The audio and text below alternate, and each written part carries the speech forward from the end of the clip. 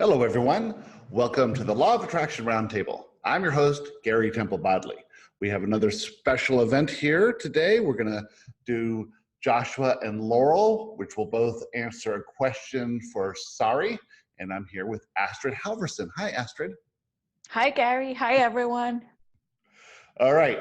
So as we get into this one, we have the tricky part of what we're talking about lately is how do you know when you're really receiving inspiration, and how do you know how to best be in the receptive mood for inspiration?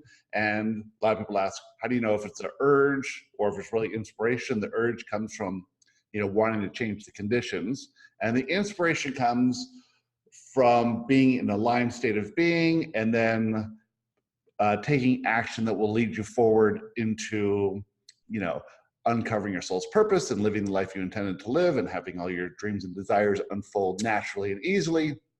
And that's always tricky. Is this an inspiration or is this an urge? If it's an inspiration, how do I think about it? Do I think always, when we first get into law of attraction, they say, just think good thoughts. Do you think good thoughts? Sometimes, but for me, I have to control the feelings first. It's all about that's feelings. That's sort of how I notice, oops, that wasn't a good thought. Because I'm so used to being critical and finding the flaws and the negatives so that I can become aware and fix it. Right. That's my old approach. So I'm so used to it that I sort of find what's wrong by default. Yeah. And so then I start feeling bad. And that's sort of how I notice, oops, that wasn't a helpful thought. Yeah. And I read your Laurel's discussion about decisions today, which was really great. Yeah. It's like, you think about a decision you made and you judge that decision and you go, that was a mistake. I made a mistake.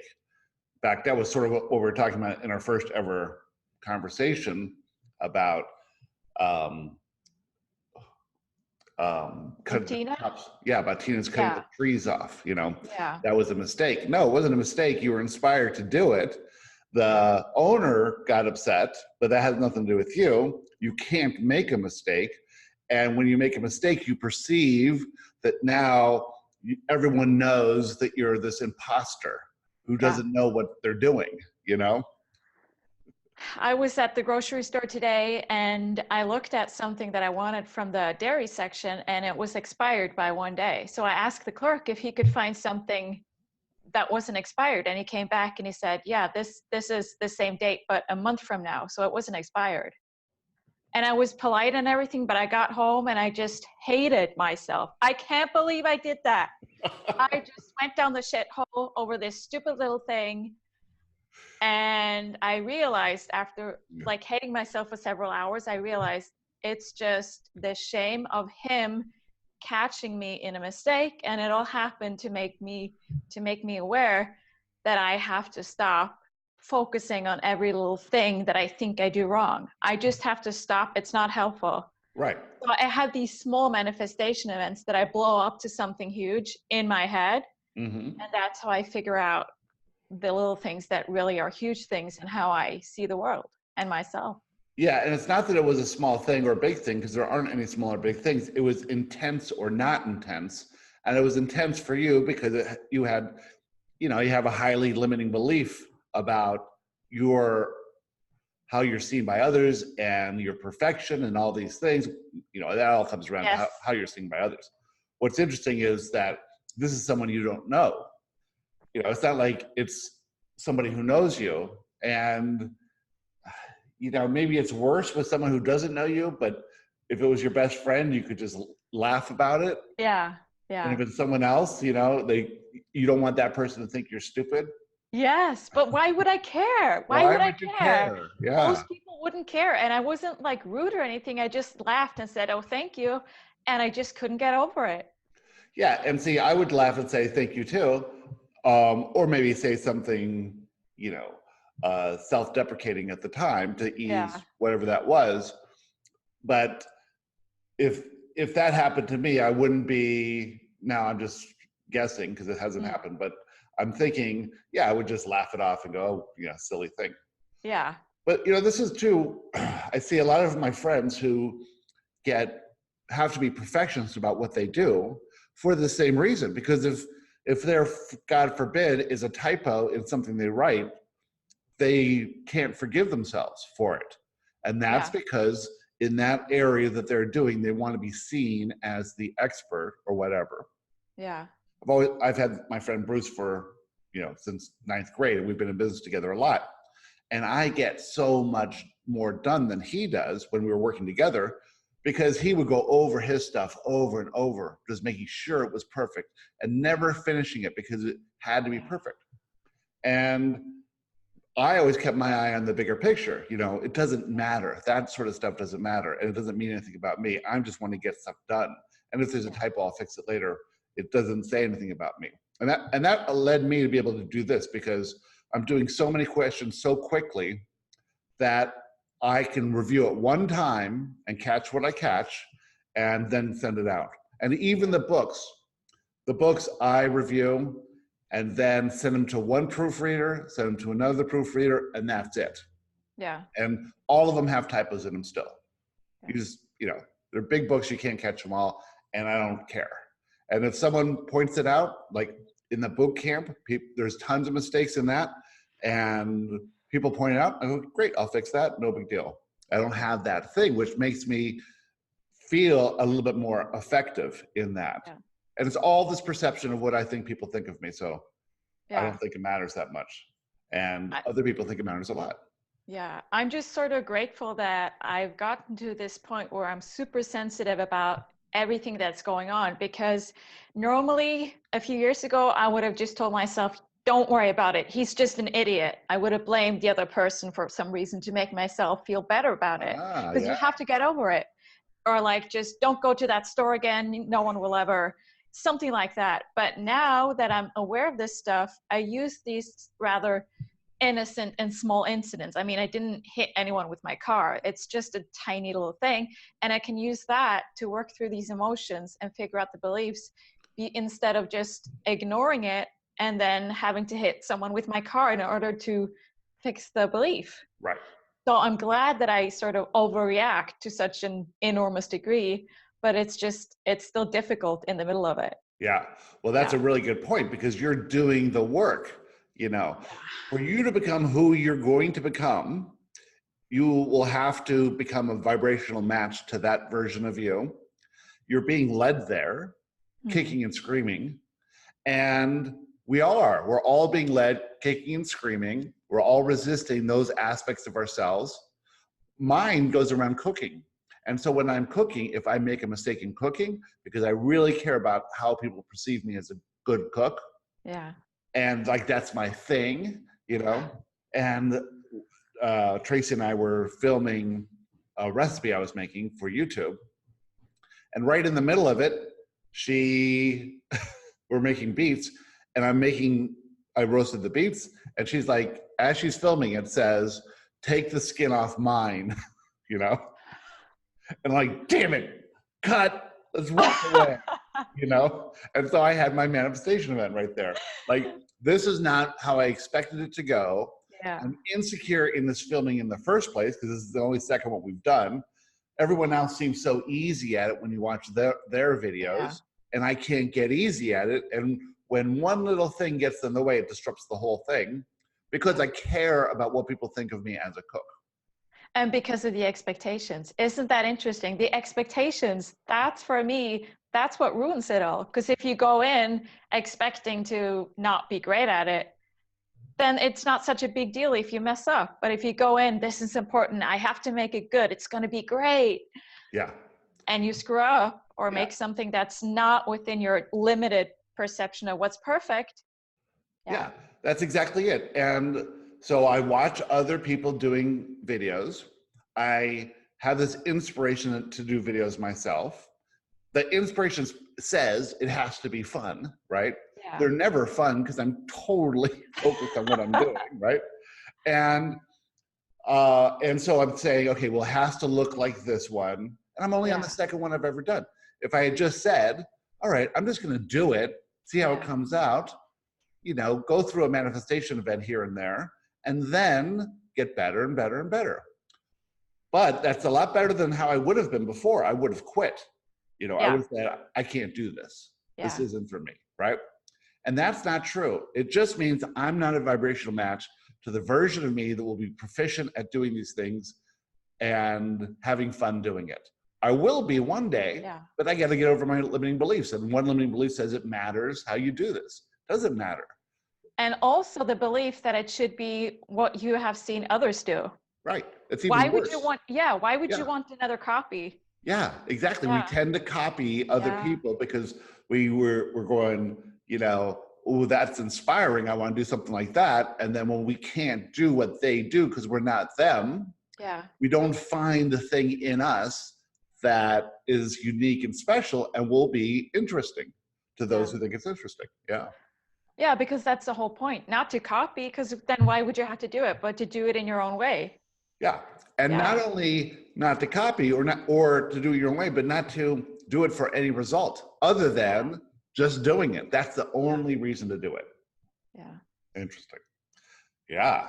So I think we just basically answered that question ourselves. Yeah, there's no need to read it. Yeah, no need. All right, everyone. Have a great day. We'll see you later.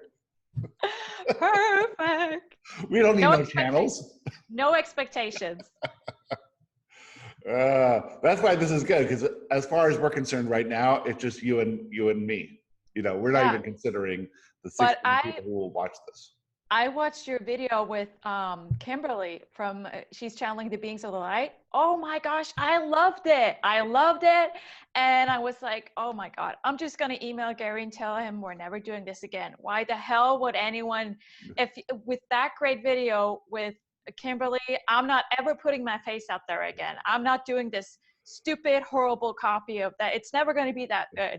And I was this close, and I was like, no, oh, Gary's going to be so pissed. I'm not going to be the whiny Astrid. I'm just going to give it a few days. But the comparison thing. Always the comparison. But see, it's so weird because that's what she thinks about you. You know, that's what made her excited to do this, because she thinks, you know, how you did it was so inspiring. And that's what everyone else thinks too. So we don't have to go there. We can't see ourselves in that higher light. We always see ourselves in this limited way. Other people can see us in this higher perspective and they go, oh, this is great. And we just nitpick everything. And I used to do that in the beginning of doing the podcast years ago. I couldn't listen to any of the podcasts. I couldn't listen to my voice. These headphones in my ear, they used to plug into the computer. So I couldn't hear what I was saying through the microphone. Now they're plugged in the microphone and I hear what you're hearing, which is totally different than what I would hear if I didn't have a mic. And that took 3 times to get used to. And now I don't want to go back. I want to be able to hear what I'm saying so that I know if I'm slurring my speech, you know, I have a tongue thrust, so I have a little bit of a lisp. And if I'm not focused, I won't enunciate properly, you know? And this way it allows me to do it. And I've gotten used to my voice, you know, and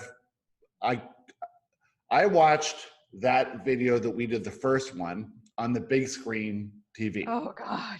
And I've never watched myself on a big screen TV, and I was surprised how comfortable I was.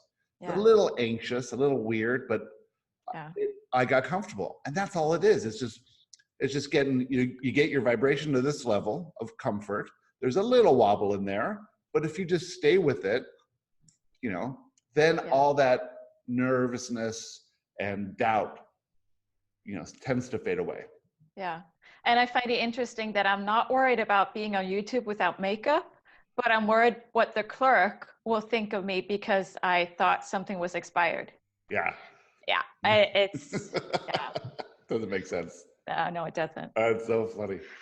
Good. All right, let's get to Sari's question here. She lives near Helsinki. In Finland. All right. Dear Joshua and all. Oh, that's you. Oh, all. I'm all. By the way, if you guys want to send us a question or any of the channels that we do this show on, I have a new email address and it's called joshuaquestions@gmail. Is that right? I think so, yeah. joshuaquestions@gmail. Ask Joshua was taken. So, Oh, really? yeah, there's some other Joshua answering questions out there. Mm. Okay, dear Joshua and all, before I found out about the teachings of Joshua, I came across the law of attraction in books. Quite many of them mentioned the process of thinking from the end or something similar. For example, focusing on the vision of what you want or acting as if you already have it. I've heard that a million times too. That's Yeah, me too. staple. But I think this is one of the things that gets people stuck. Yeah, it's typical LOA stuff. Yeah. Think good thoughts and then you'll manifest it. No, it's and I hear a lot of people talk about law of attraction doesn't work because I've thought good thoughts for a year now and nothing's changed. Yeah. And I always say, it's like if we were teaching math and we're just teaching whole numbers to count to 10, and you're like, well, what if I have half of something? Then math doesn't work, because all I know is 1 to 10. And I go, well, there's a lot more to math than just 1 to 10.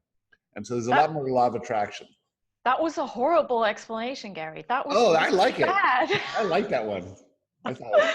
Go ahead with the question. It's like any subject, when you just get the first glimpse of it, you want to just try and, use it for everything. And basically what everyone's trying to do is control their reality through thinking good thoughts. Yeah. It's a control thing. I did it myself. Yeah, but they're skipping ahead. They're not doing the basics that Joshua teaches everyone. So yeah, because the basics in law of attraction aren't really spelled out. They're there, but it's a secret. It's a secret. That's the thing about the secret. What was the secret? I don't know what they told us the secret was. It's a secret. It's still a secret. Yep. As I've been absorbing the teachings of Joshua, these processes look now like just another way of controlling conditions. Very good. But there seems to be some truth in them too. For example, when I get an inspiration and I choose to act on it, I visualize the result to some extent. For example, if I was inspired to build a house, I would visualize it at least to some extent, or if I'm inspired to write a novel, certain outlines of the plot are clear to me from the beginning. So my question is, at what point does acting on inspiration morph into controlling the conditions? I try to apply the process of thinking from the end or something similar to it. How can I make sure I stay on the allowing side of that aspect? Very good. And so that idea of thinking of a house, right? Yeah. Well, definitely if you're building a house, you have plans for it. But that's not really the same thing as the inspiration, because the inspiration will allow you to see the first step, but we tend to imagine it all the way through. And then we tend to make a plan and set goals and say, this will be the solution to my problem. And when it looks like it's working out, we feel good. And when it looks like it's not working out, we dip into, suffering. Yeah. And that's what the problem is there. We want to maintain our alignment. So how do we do that? Okay. Who should we read first, Joshua or Laurel? Yeah, let's do Joshua. Okay. Dear Sari, when thinking about what you want, you're going for the feeling of it. This is a feeling reality, and all you're ever doing is feeling something. You birth a desire, and you perceive that it will manifest into physical form. When it does, you will have the feeling of it. However, if that feeling is based in lack or fear, for instance, the lack of money or the fear of not having enough, then what you actually desire is the feeling of security. If you are able to feel that feeling as you imagine the manifestation of your desire, then you are going about it in a way that aligns with universal law. However, if you are thinking about the actual manifestation of money, specific, in order to solve the problem of your insecurity, then you're still focused in lack. You're focused on the absence of your feeling of security, right? So anytime you have an inspiration and you think that that action is going to lead to some manifestation that will solve some problem, well, then you're focused on lack. But if you just go with the inspiration and have this curious attitude, where's this going to go? I don't know. Where's this going to go? What happens when I get here? Without perceiving that it's going to solve some problem, then you don't feel bad. Go ahead. Yeah, I was trying to remember how, because I've manifested two rather large amounts of money twice in my life. And the first one was when I was selling one of my apartments, and I was feeling at that time, my economy, like my financial status was pretty good. I had good salary and I lived in a tiny apartment. So it didn't matter to me if I made a lot of money or not, if I just got rid of the apartment. So I didn't feel any fear. And within a couple of hours, the apartment was sold for almost twice as much as I bought it for. And so I was thinking, what was the feeling that made this happen? And it's because I want to, like, if I want to recreate that, how actually did it happen? And I'm thinking, no expectations, no attachments to the outcome, and then relief. Right. And yeah, Relief. and the second time I'd been unemployed for 2 years. I had nothing, no income, nowhere to look for money, and I gave up. And the next morning, it all worked itself out and I got the money. Yeah. And also there was that huge amount of relief in giving up. Yeah. But it's still difficult to think like, oh, if I want money again, should I just give up? Yeah. It's difficult to find that way of letting go of control to create what you want without attachments. Yeah. Yeah. I've talked about this a couple times before, but when writing the first book, A Perception of Reality, that was pure inspiration. Joshua just says, get up and go write. And so I'm writing every day for about half an hour to an hour, and in 8 weeks it's done. And it was just fun doing it, right? And so when it was done, then I had to think, what do I do now? Okay, now it's obviously a book. So I had to do all those steps of making it into a book. And I'm thinking, this is going to be a $5 million book. Yeah. Book, because it was such a great book. I go, oh my God, it's going to be so fun to have all this money and it's going to be great and everything. Yeah. And so, of course, none of that happens at all. Yet, but because I certainly wasn't ready for it at the time. Yeah. I mean, I think about who I was 5.5 years ago, 5.5 years ago compared to now, and that would have just blown up in my face. Yeah. I wouldn't have known how to answer questions. I wouldn't have known, hadn't gone through all the manifestation events I've gone through. It wouldn't make sense for that to happen. And so, but if you had just, you might have gotten to that point where you expected this outcome, it didn't happen, and you're like, I quit. I'm not doing it then, Yeah. And that's not what this is. This is just the creation of that next step of whatever that inspiration is. In your focus on lack, you imagine that a problem exists. Since you are focused in a way that is not aligned with who you really are or what you truly want, you will experience some negative emotion.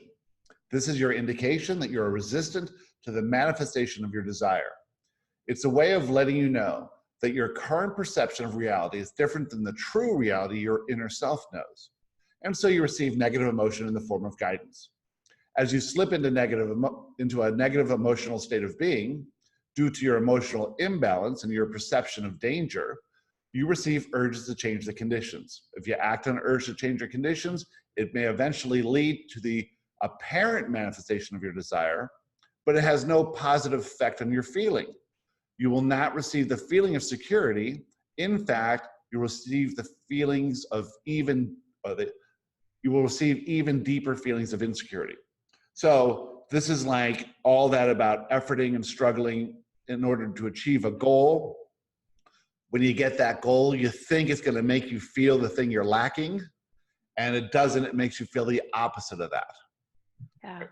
And it's interesting because it's such a fine-tuning of your energy, or like fine-tuning of your vibration. And I wrote something the other day about how when we're asking for something, like either if it's like you and me channeling, we're asking and they're getting the answers, which is sort of the same process when you're asking for a house or whatever, what you are, the energy that is you, because of everything being one, you're also the energy of the question and you're also the energy of the answer. So it's all one energy. So it's a matter of where you turn your focus. Right now, if you're in the process of asking, your focus is on the question. As soon as you sort of let go of that focus, you can turn your focus to the answer, and then you become one with that vibration. But you Right. have to let go of the, like what Joshua said, that you have to let go of, and Abraham also says this, you can't vibrate at the seeking or wanting at the same time that you're vibrating with the receiving part of it. Exactly. Yeah. And the analogy of the question is perfect, because right now I just skim the questions Yeah. and I let go of the questions really easily, and then I just get in tune with the answer.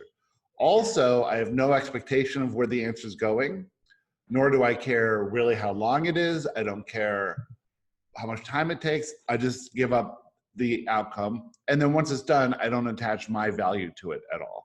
Yeah. So it makes I've tuned that vibration naturally, maybe, so that it's just whatever it is, it is. Yeah.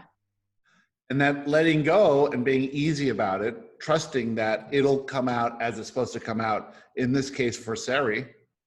And if we get something out of it, that's great, but this is her answer, Yeah.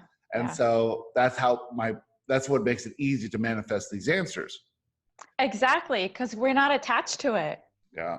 In the same way, if you're trying to manifest, like for me, trying to manifest money for myself, I'm a little bit more attached to it because it's Yes. about me. Yeah. Yes, definitely. Yeah. Yeah. So there's a key there, is to relax about how it has to unfold. Yeah. And when. Yeah. And when, really Yeah. good. Okay. As long as you can hold the thought of the feeling of what you want in a pure way, meaning it's perfectly aligned with your true desires, you will maintain your alignment. In alignment, you will see the inspiration to take action. This action will lead to the manifestation of your true desire. However, in thinking about the outcome of any action or the fruition of your inspiration, you can only see it from your limited perspective. You are not yet a match to the completed version of your inspiration. You cannot know where it will go or how you will get there. This is because you're existing at a somewhat limited vibration compared to the vibration you will emit as your desire is manifested. Because you're unable to see how the manifestation will come forth into your reality, you make up stories. Okay, so two things here. One is that the vibrational level you are at the creation of the desire, is not the same level you'll be at when the desire manifests, because you have to go in a vibrational change, and you have to move from one vibration to another vibration. And you do that through a series of steps. And in these steps are often manifestation events that allow you to see your limiting beliefs, those beliefs keeping you apart from who you will become when your desire is manifested. Yeah. And I think it's so interesting that even if you try to imagine the way it will come and how it will be when it does come, it's impossible for you to imagine, because if you could imagine it fully, what it's going to be like, then you would have it. You would be at that vibration. But because you're not at that vibration, you can't reach those thoughts or images or whatever. Yeah. And it's so interesting to have that there's so much happening in between the asking and the receiving. And that's the process that you want, really. Yeah. You want that process. Yeah. If physical reality was just like wishing it was here, there'd be no purpose to being here. It's no journey of self-discovery. What you're doing is you're discovering those limiting beliefs that are holding you apart from this version of you that will have it. And if you do the work to process those limiting beliefs, you move a step up closer to the manifestation. But when you have that inspiration, you make up stories, and those stories are based on who you are now, not who you will be. And when it doesn't look like that's coming, or you can't be that person, well, you can't be that person now. I can't be the version of me that will be able to make cooking videos a year from now. Yeah. Unless I go through every one of those manifestation events showing me how much I suck. you know? Yeah. But what if the whole point of those videos is that you're going to do like a TV show with cooking? Right. What if, because you can only see the videos, you think, oh, a cooking video on YouTube, that's like the biggest thing I can ever get. And then the whole plan is more about getting you on TV as like the channeling chef or something. Who knows? This was an amazing thing that happened to me. We were on the first Law of Attraction cruise, and Pam Grout was there. And so people had given me questions throughout the cruise. And when we were going to do our roundtable, one of her questions came up, and I had channeled that answer previously. And now we're going to read the answer.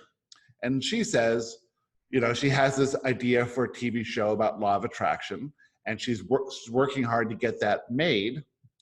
And how does she get it made? And Joshua said, give up your attachment to the TV show. Give your attachment to your imagination of where this is going. Simply enjoy. I mean, she had written by this time 2 of the highest selling law of attraction books of all time, E Squared and E Cubed. And so it was this great, brilliant answer. There were 40 people there or something. And everyone's like, oh my God, yeah. And so I said to her, what do you think? She's in the crowd. And she goes, I was just asking for like a name of a producer or something. Oh my God. Because it could have been, you know, it could have been a documentary. It could have been a podcast. You know, if it had been a podcast back then, it would have been 10 times bigger than what any TV show would have been. It could have been something she couldn't imagine how big it could have been. But by focusing on this narrow definition of what would be successful, you know, she had put blinders on to all the other possibilities. Yeah. We just don't think big enough. That's the thing. We can't, because at this vibration, we only have access to limited ideas. Yeah. You believe you know how to get to the manifestation of your desire and how that journey should look. You do not know. You can't know. In believing you know how it should come, you perceive that it is all working out when it follows a path that makes sense to you. If something appears to go wrong, you then perceive that your desire is not coming. This causes you to feel fear, dip into a lower emotional state of being, and dip into a lower emotional state of being. Again, you are receptive to urges to change the conditions. So, in alignment, you're receptive to more inspiration. In urges to change the conditions, you are receptive to action that will take you away from your desire. Yeah. I remember when I was writing my book, or I had written the book and it was sent for proofreading. And I picked someone that I felt was the right one. And after it was the first night after I'd sent it to her, and because she was in like the US time zone. So she sent back to me all these changes, and it changed the whole message. Like it was totally the opposite of what I had written. And she sent it back to me, and I was trying to explain, no, don't change like the sentences, just change the small errors. Yeah. And she said, no, but the language is so bad that I'm worried that people won't understand what you're trying to say. And that was because I had such high hopes on this. All my life, I wanted to be a writer. Yeah. And here she was just shitting on my dream. Yeah. And I was like, this is a sign. I should never have written this stupid book. I'm not supposed to do this. I'm never, ever going to do this ever again. I fucking hate the book. And it's all over. It's never going to be published. That's what people do with manifestation events. They say it's a sign. And instead of realizing the sign is that you have a limiting belief to clear up. That's all it is. It's just wobble. Yes. It just shows you where your wobble was. That's all it was. I had done the same thing, but I had told the person that you have to keep the sentences and the paragraphs exactly as they are. Only change punctuation and typos. Yeah. Don't change grammar. And if you wanted to change grammar, put it in the notes over there, you know. And then I just took what they gave me, and I said, I took some of it and didn't take some of it. And it worked out great. And I had people who couldn't, you know, at first, the first person couldn't do it. The first 2 people couldn't catch all the typos, right? Yeah. And then I stumbled along another guy who was just brilliant. He was the best, and he caught everything. Yeah. And that's just how it goes. You go through these little wobbles, and then you find your way as long as you keep going and don't give up. Yeah. But it's that attachment that it's so hard to let go of. Yeah. If you can relax and take the inspiration one step at a time, you'll be able to maintain your alignment far more easily than if you keep your eye on whatever you think the outcome should be. If you consider only what you truly want and not what you think you want, you'll feel fear less often. If you can place it all in the loving arms of the universe and let it sort out things for you, then you can watch in amazement as wonderful things unfold. You could even perceive that manifestation events are signs of progress. The key here is to relax and ease into the flow of life by perceiving that everything is always working out for you.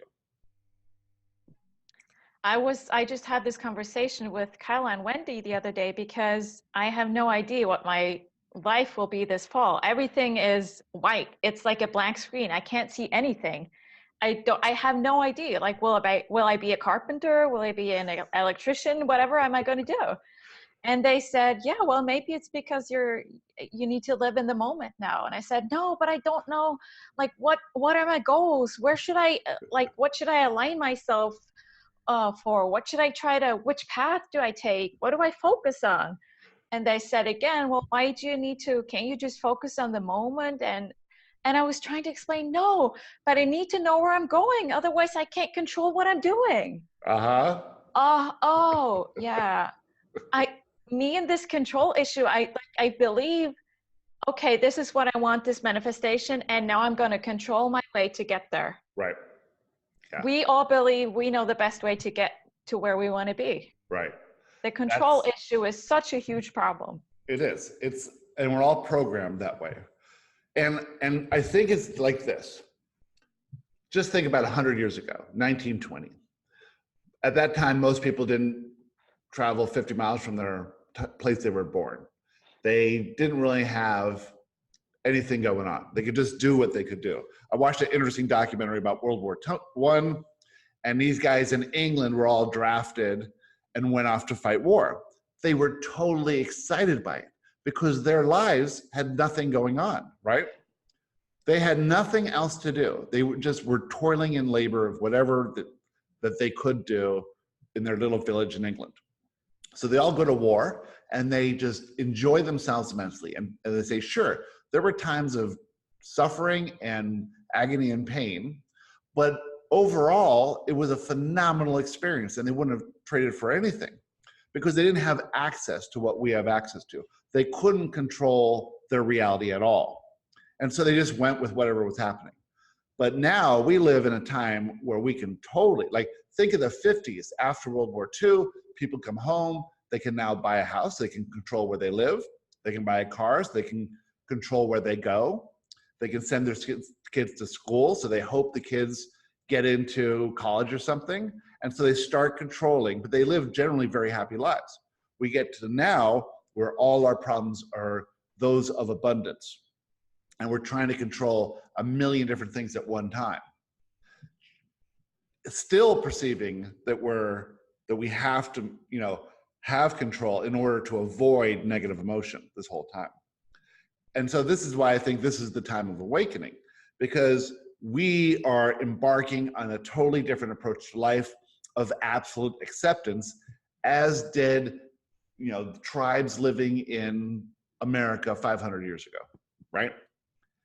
And if you think of how they lived in balance with nature and in harmony with Mother Earth, it seems to me that they probably had wonderful lives. There's a thing about the Old West where no Indians gave up their lifestyle to live the Western lifestyle, but hundreds of Westerners entered tribes and lived as tribes in tribes. Yeah, I think there's also something to be said that if you have to struggle just to survive because you need to hunt for food and make sure you don't get killed at night, then you maybe don't have so much time to think about your spirituality. But most people right now most people in the Western world have enough food and they have shelter and they have the extra energy to think about these things because they don't have to go searching for food, and suddenly they have this extra time and they discover, I'm not super happy. What's missing? Yes. And also there are energy waves coming from space and other planets and the sun that create this kind of environment every, I don't know, like 20,000 years or so. So it's it's a timed event. It's a planned event. It's not just by accident. Right. Nothing's by accident. Yeah. Absolutely. You may know what you truly want. She does, because she's in the boot camp. So basically what you truly want are the things you intended prior to your birth. What you truly want is to express your love and acceptance for yourself primarily, for all the people in your life, and for the conditions as they exist in the moment. You want to experience true freedom and true abundance, and you want to expand in joy. And the last true desire is to go on a path of self-discovery, exploring who you really are and not who you really aren't. So that your passions and soul's purpose come forward. So that's what Joshua says are your true desires. Everything else that you create as a desire is based on some perceived limitation or problem that you want to overcome. And that's an illusion. And I think we all know we want to be happy. It's just that we have this perception of how we're going to be happy. Like, Yes. I want to control how I make myself happy. Yeah. I want it to be a house. I want it to be the money. I want it to be that skinny body. Yeah. So. And how you be happy is to absolutely accept yourself as you are, everyone else as they are, and the conditions as they exist in this moment. That's the only way to do it. Yeah. You may know what you truly want. Your man-made desires might be in alignment with your true desires. You might be able to hold the thoughts of love, joy, bliss, happiness, and other positive feelings in your mind. If you can, that is wonderful. But if you become too specific in your desires, you will likely feel fear when entering a manifestation event, and this will drop you into a lower emotional state of being. It will take you out of alignment. If you want to maintain all the wonderful feelings that you intended to explore prior to your, if you want to manifest all the wonderful feelings that you intended to explore prior to your birth, it is best to go general. You want to maintain a state of alignment. It is best to love and appreciate your life as it is now. It is best to see yourself and your conditions as perfect now.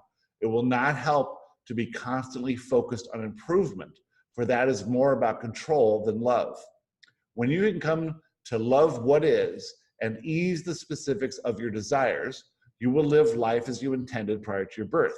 If you can do that, then everything you truly want will unfold effortlessly and joyfully into your reality.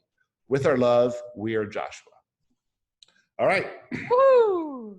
That says it all. Perfect. Go general. Abraham said go general 1,000,000 times.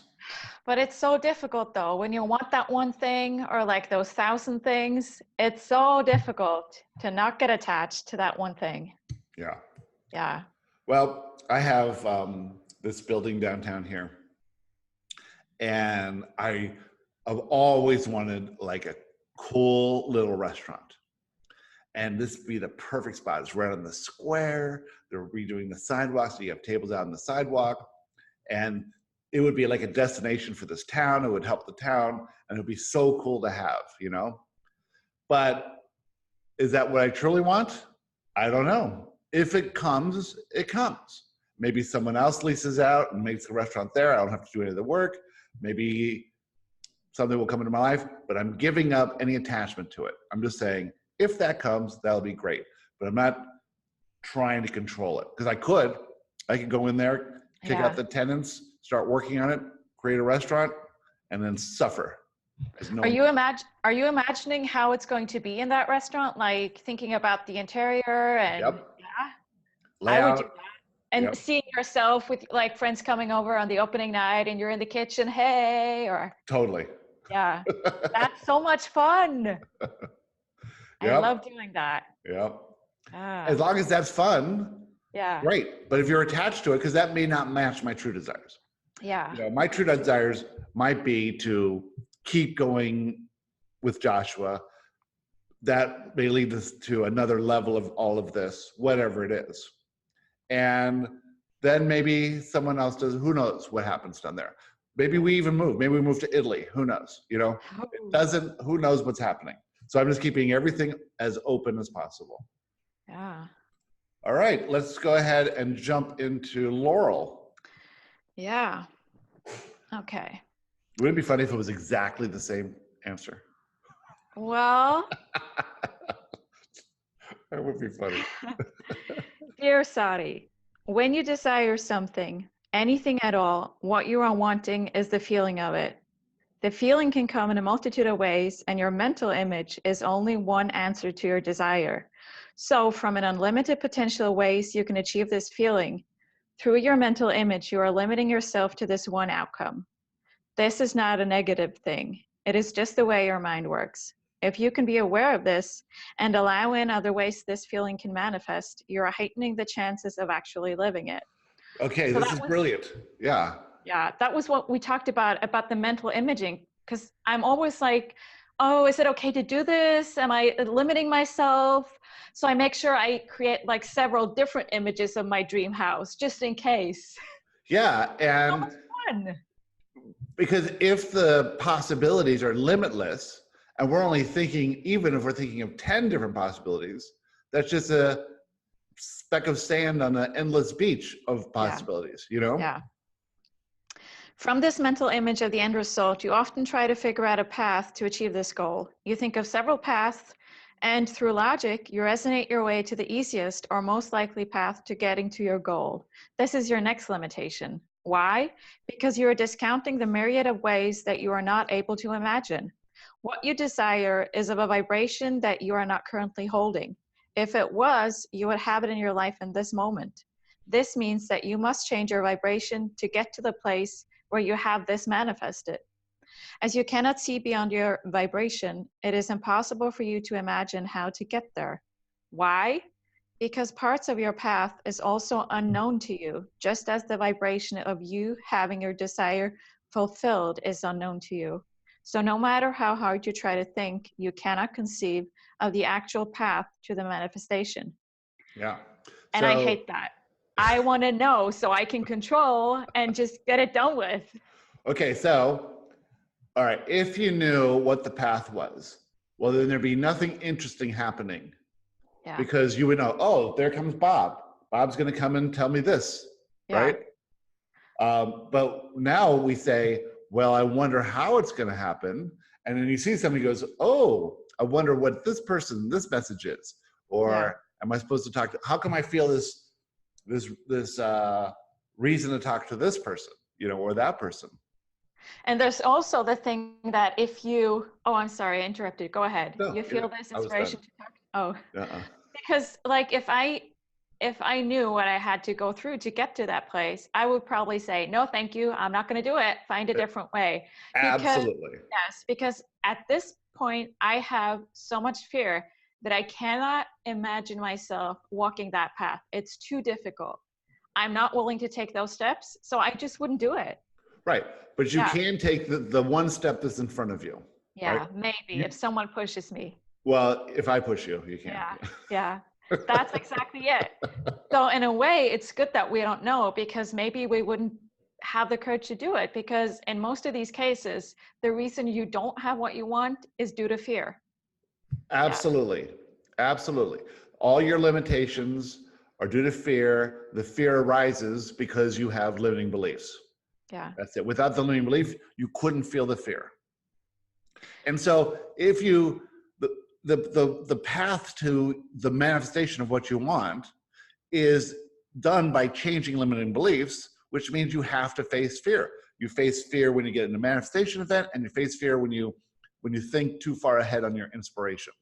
You Yeah. just have to keep pushing past that fear. And that's why Joshua points out that some fears are rational, but most of our fears are irrational, meaning they can't kill us. So there's no reason not to push past them. Yeah. Except that it's very uncomfortable to feel fear. Yeah, it's uncomfortable. Yeah. So get used to feeling uncomfortable, because if you Yeah. get used to that, you know, that is really a skill, and everyone can learn that. Yeah. By using your logic, you decide on one or two paths to this manifestation. Both paths, of course, being not the path that will be taken, but simply being the path that you believe will be walked by you. You now attach yourself not only to the manifested result of a feeling that you believe will be best expressed through, for instance, a house. You also attach yourself to how you will get to the house, for instance, through a mortgage. This narrows down the manifestation event to a tiny, tiny portion of what you could have experienced if you had not locked yourself down to first a house and then the mortgage. You now become focused on getting a mortgage, and you experience all kinds of resistance, talking to banks and worrying about interest rates. Again, you are attracting more resistance. You're doubting yourself as a creator and your creative abilities, as well as being attached to the idea of getting a mortgage so you can buy a little house and in this way feel good. That's what I was talking about. You create all this fear by imagining the wrong way to getting there because you can't see the right way. Yeah. And you just say, I can't do it. It's too hard. Yeah. What if the easiest path was to win the lottery? Yay! And buy a mansion by the sea? You discounted this because you didn't believe it likely. You limited yourself by trying to achieve something from your current vibration that could only come to you through a higher vibration. You basically downgraded the feeling you wanted from a huge mansion to a tiny house, including a mortgage, instead of being a billionaire. All of this because of your lack of trust in yourself. Yeah. And, you know, imagine you're going for a mortgage and they tell you, okay, we need this much money for the down payment. And so now you're in the grocery store and you have this huge inspiration about a lottery ticket. And you say, I can't buy a lottery ticket. I need the money for a down payment on this house. Yeah. I never do that. I always buy the lottery ticket just in case. Just in case, you never know. And every time I'm thinking, is this inspiration? It could be an urge, but what if it's inspiration and I don't follow up? I'm going to buy it. And I also have my mom and my stepdad and my grandma buy it. Yeah. And I remember in the beginning of Joshua, I laid there one time and I said, can you give me the winning lottery tickets? And they never say no, right? Yeah. So he said, sure. And so I lay down and then I get these numbers and I write them down. And I had never played the lottery before. And so I write them down and I go to play it or look it up, and 3 of the numbers are too big. You know, it only goes to like 55 or something. You know, they give me 73 and 92. Those assholes. I bet they were laughing at you. Yeah. Oh, that sucker. But what I've heard is that you're not supposed to like pray for your numbers to get the right numbers, because the thing is, your numbers will be the right numbers.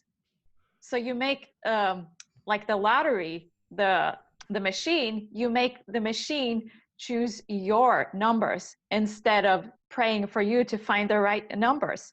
That's the way you do it. The universe makes everything. Right. Yeah, that's the universe picks you. You don't have to do anything. Exactly right. Exactly right. Yep. Very good. And that is exactly it. Your lack of trust in yourself. The universe might be seen as the bringer of your fortune, but in fact, you are the one organizing and leading yourself to whatever kind of manifestation you desire. You are the creator, and you are the one who guides yourself to the feeling you seek to experience. You must trust yourself and your own abilities. Accept the unknown. Desire a feeling, but keep yourself open to what could bring you that feeling. Wanting a house is great, but make sure you don't discount the mansion when someone draws your attention to it. Don't cling to your limited way of living. Allow for the possibility that tomorrow you will be expanded. Allow for the possibility that a week from now, you will be totally changed, maybe a billionaire, and that the mansion by the sea is in Laguna Beach. If you try to imagine the details from your current vibration, you will limit the outcome. Do not tie yourself into one dream or one specific house. If you find pleasure in dreaming of the house, make sure you dream something wild and crazy, and don't allow yourself to wonder how or when. You cannot possibly imagine the journey to get there. I like the idea of dreaming something wild and crazy, because you don't really believe it anyway. Just go crazy for this thing. Yeah. And then, you know, and then you open yourself up to all kinds of possibilities, you know. Yeah. And that's not going to make you feel bad if it's wild and crazy, because it's beyond your imagination. It's too big. Yeah. Too big.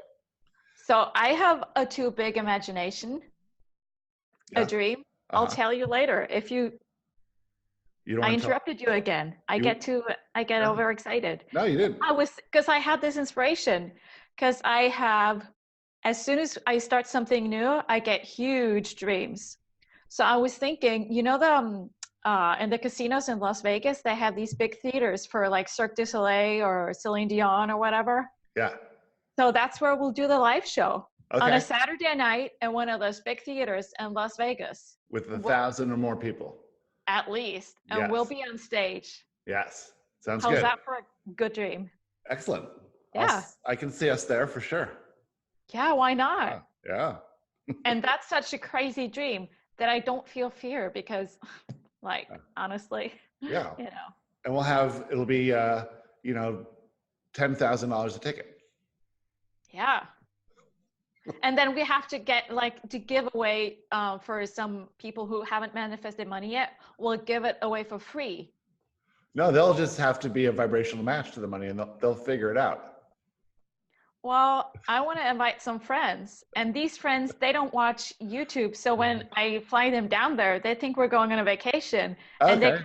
they come into the theater and they're like, "Where are you sitting, Astrid?" I'm like, "I'll be sitting on stage." I That love other it. dude. Yeah, well, you can have tickets that you can give away. Perfect. Well, who cares? I can pay for them. I Oh, mean, that's right. honestly, You can pay for them. I yeah. forgot. I forgot too. Then we go house shopping in Laguna Beach. Yes. After that, yeah. Yes. Cool. All right. Okay, last paragraph. Lastly, remember that the reason for your desire of a house is so that your inner being can push you to walk the journey to get there. The house is just a crumb you pick up on your way to the real prize.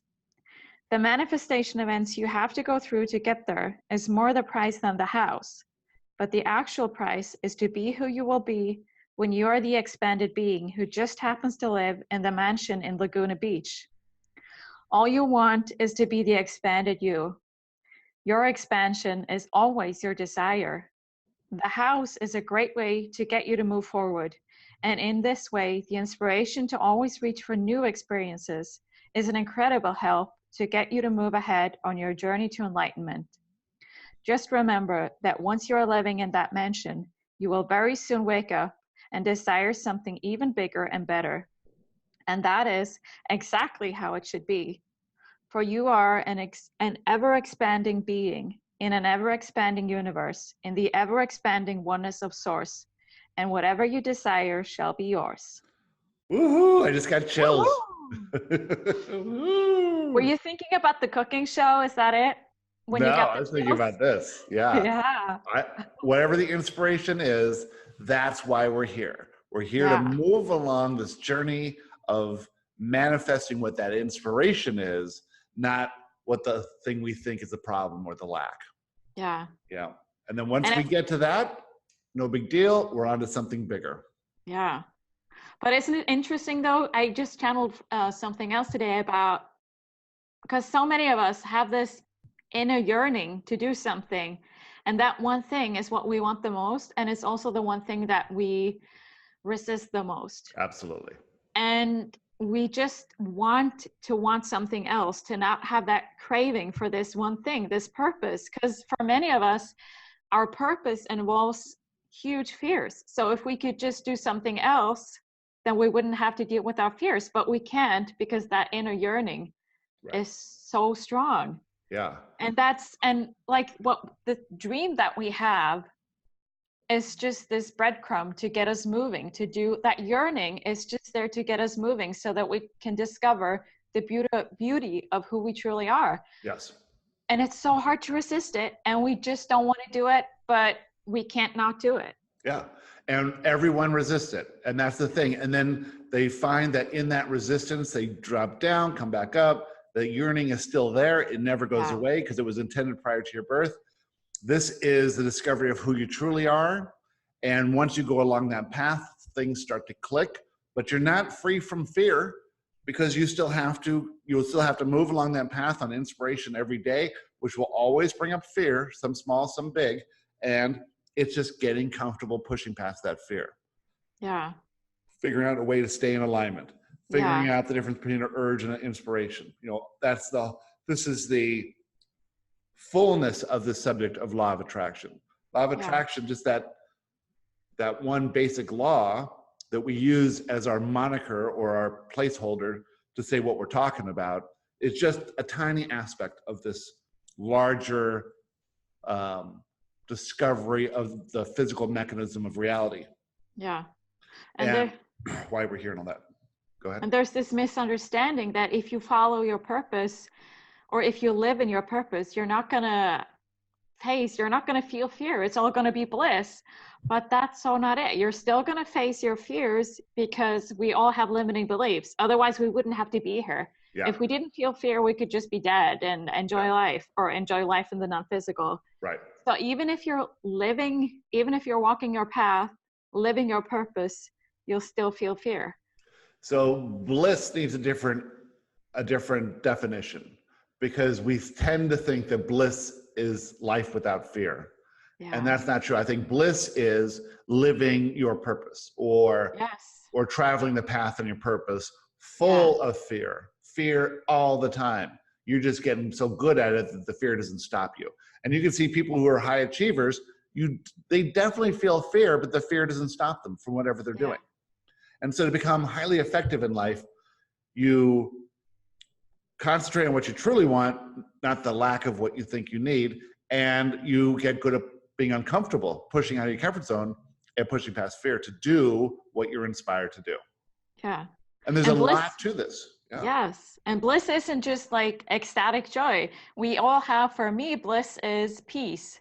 Bliss is not feeling these high up and down emotions, because I've always been very emotionally sensitive. So my life used to be like this. So now if I can just stay in peace, that is the best feeling I can get, so that's my bliss. Yeah. And it doesn't have to be the same for everyone. And I think we all need to sort of widen our expectation of what bliss is supposed to be like, because you get to choose. Right. If you enjoy staying on the edge of fear and excitement, if that's your bliss, then choose that.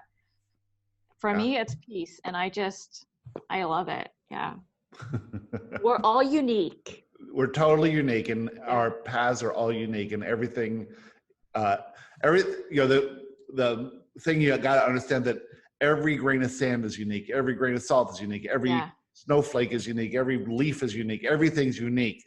Yeah. It's sort of weird that in this huge, abundant world, that there aren't two things that are the same. And that's what this reality is all about, the uniqueness of it. And that's why no two human, not even in one moment, has the same experience that's ever been experienced before. Yeah. You know? No one's had the same day ever before. So that shows you that your life is worthy and valid and unique and good, because without it, all that is wouldn't have the benefit of your experience. Yeah.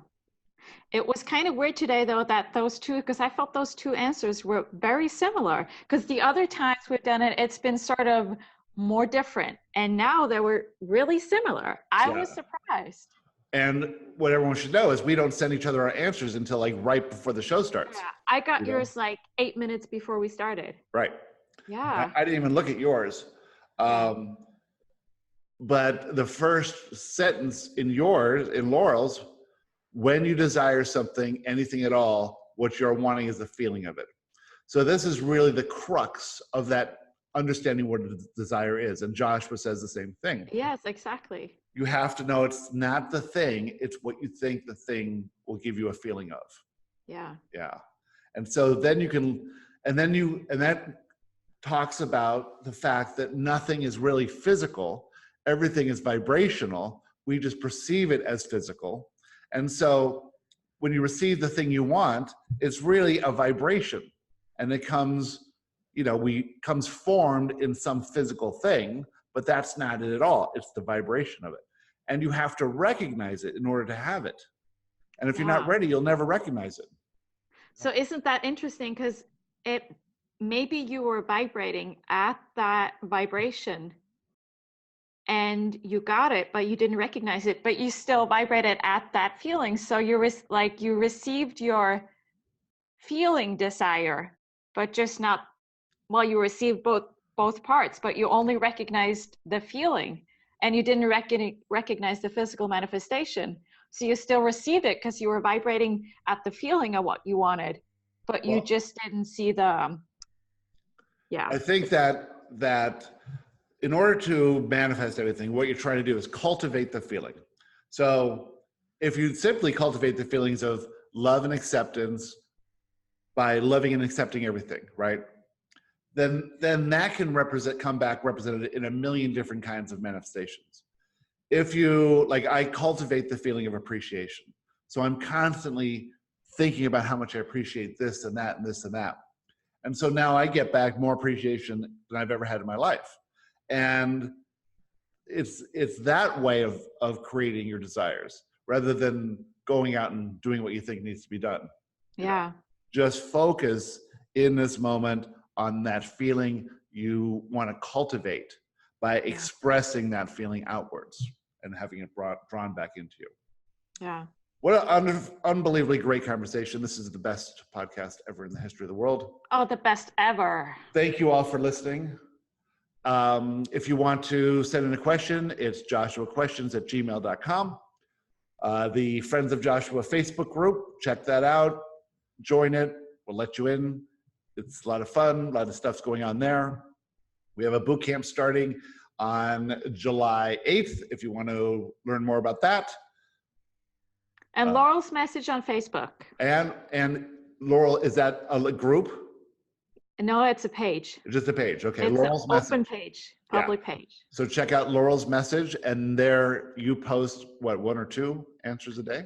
I usually just one, sometimes more, but usually just one. Yeah, they're great. I share a lot of those too. Yeah. Whenever I think they're good. No, just kidding. They're always good. What are you talking about? If they're too good, if you can't understand it because your vibration isn't high enough, that's right. That's not Laurel's fault. That's on you. Also, do us a favor and follow this or like this podcast, whatever you're doing on, because we want numbers. We're really in. Both Astrid and I are really into numbers. I'm more over quality over quantity for me, please. Maybe I need to follow this too. Oops. So wasn't this fun? Isn't this great? It's great. It's so fun. Cool. Maybe I should start watching YouTube. And we will see you again in a week. We'll do another question. Woohoo! Woohoo! Thanks for being here. Thank you for being here, everyone. Have a great week. We'll see you later. Bye. Bye.